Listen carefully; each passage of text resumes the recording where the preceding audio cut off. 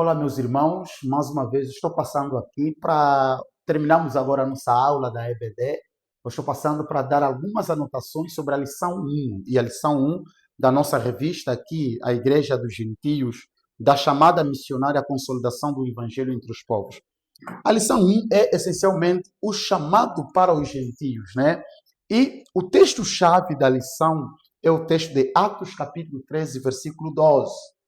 Versículo 2. Mas eu quero trazer para você um contexto desse cenário. E eu vou trazer um contexto, começando aqui do capítulo 28 de Mateus, versículo 19, a grande comissão, onde o Senhor Jesus Cristo diz para os seus discípulos: vão e preguem o evangelho de todas as nações. Façam discípulos de todas as nações. A palavra todas as nações aqui, a palavra originária é a palavra pantata etne, né? Todos os povos, todas as etnias. E Jesus estava dizendo exatamente isso, que o evangelho precisava ser pregado em todos esses lugares. Em Atos 1, versículo 8, ele diz que vocês vão receber o poder do Espírito para fazer isso. E vão ser testemunha em Jerusalém, em Judá, Samaria, até os confins da terra.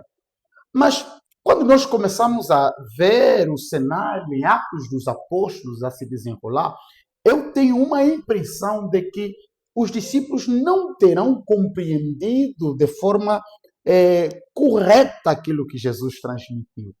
Por quê? Porque você vê ainda os apóstolos muito concentrados nos judeus, muito concentrados nos seus irmãos. Em Atos 2, no Pentecoste, nós vemos aqui uma representação significativa de povos de todos os lugares. Mas ainda aqui, em Atos 12, o que nós estamos a ver? Nós estamos a ver judeus da diáspora, né? Judeus da diáspora. Mas a palavra de Jesus, a ordem de Jesus é que esse evangelho precisava ser pregado em todos os lugares. Todos os povos, todas as etnias. E literalmente todas as etnias. Por isso é que você percebe que ao desenrolar do texto sagrado, aqui em Atos dos Apóstolos, Deus vai começar quebrando esse paradigma, quebrando esse entendimento. E no capítulo 8, Deus move Filipe para pregar a um africano, a um etíope, ok? E no capítulo 10 de Atos dos Apóstolos, o próprio Senhor vai levantar Pedro para ir pregar a um europeu, o Cornélio, né? O Cornélio. Então você percebe que Deus está tentando, está quebrando aqui o paradigma para que os discípulos percebam que não. Esse evangelho não é apenas para os judeus de Jerusalém, de Israel ou da diáspora, mas é para todas as nações mesmo.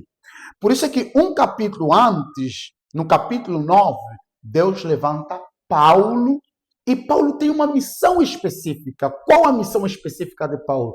Para ser um missionário entre os gentios, entre aqueles que não conhecem a Deus.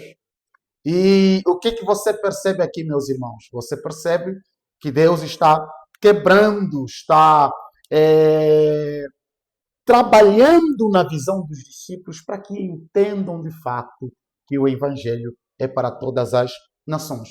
E no capítulo 13 de Atos dos Apóstolos, nós temos aqui o nascimento, a apresentação da primeira igreja não judaica, a igreja gentílica.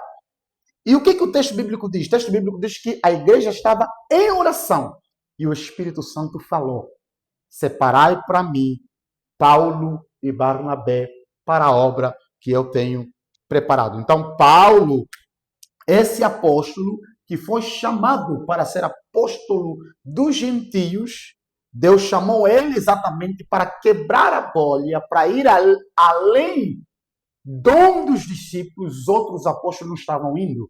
E a igreja, então, separa esses dois homens, Paulo e Barnabé, para, então, esta jornada, para esta missão. O que nós temos aqui?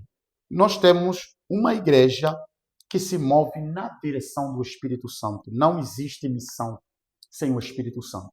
O Espírito Santo, ele é o principal conscientizador, mobilizador, enviador e sustentador da missão. Não existe ação missionária sem a presença do Espírito Santo.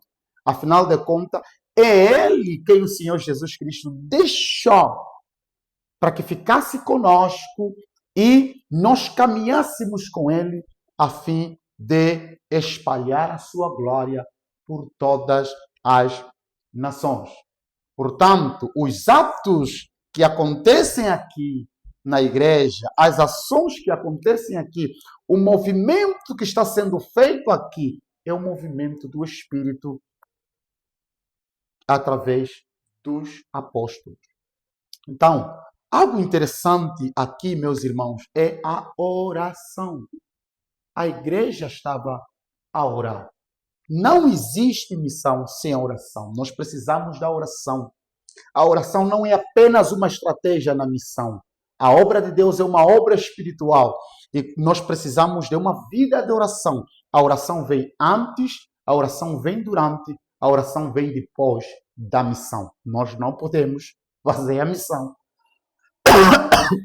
Nós não podemos fazer a missão sem a oração. Então, quando Deus chama a sua igreja, quando Deus convida a sua igreja para levar o evangelho aos gentios, Deus só chama a sua igreja, o Espírito Santo só nos convida a isso, porque ele já começou, ele já está lá fazendo uma obra extraordinária. Então não somos nós quem vamos, nós só vamos porque o Espírito Santo já foi primeiro. E ele não nos leva para as nações, não nos leva para os povos, para transformar os povos. Ele nos leva porque ele está transformando os povos, ele está transformando as nações. Ele nos leva para testemunhar. E através desse testemunho, nós somos transformados por aquilo que ele está fazendo entre os povos. Então, nós temos aqui a igreja dos gentios, a igreja de Antioquia, como uma agência missionária, que ouve o Espírito, que separa, prepara os obreiros, comissiona esses obreiros e os sustenta. Então, são aspectos muito importantes que saltam à vista aqui nessa lição, que eu acho que seria interessante dar uma olhada. Que Deus abençoe. Até o próximo vídeo.